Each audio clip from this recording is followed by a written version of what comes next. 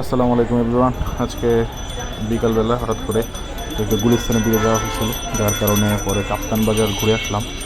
যদিও হাট প্রায় শেষের দিকেই, আমি গিয়েছিলাম প্রায় 4টা 25 বা 30-এর দিকে বিকাল।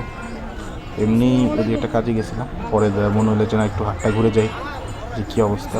পরে যদিও হাট ভেঙে গেছে পুরো, হ্যাঁ অল্প একটা খাঁচা ও ব্যাপারীরাই বসেছিল ম্যাক্সিমাম।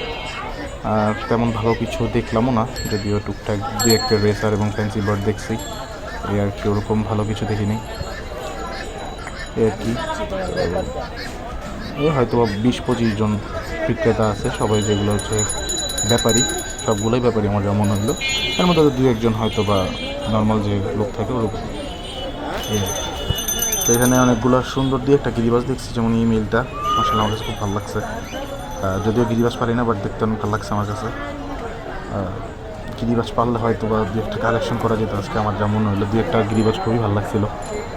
আর এখন তো বাজারে অ্যাভেলেবল গিরিবাজ, বিকজ সব রেসি থেকে হারায় টারা এখন বাজার ভরে গেছে।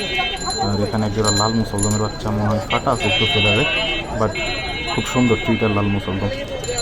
আর এই খাঁচা কিছু ভালো গিরিবাজ ছিল, বিশেষ করে সামনে সিলভার নট আমার কাছে খুব নজর কাটছে আর কি। আর ওনার লফটে ওনার খাঁচা একটু ভালো ভালো গিরিবাজ ছিল, উলজাত এবং বাগাই ছিল জাবরা, ভালো কালেকশন মাশাআল্লাহ।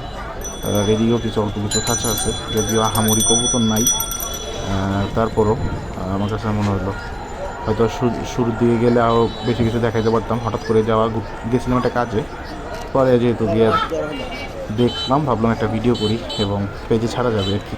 তো আজকের ভিডিও এতটুকুই। তো সবাই দোয়া করবেন আমার জন্য। আল্লাহ হাফেজ, আসসালামু আলাইকুম রহমতুল্লাহ।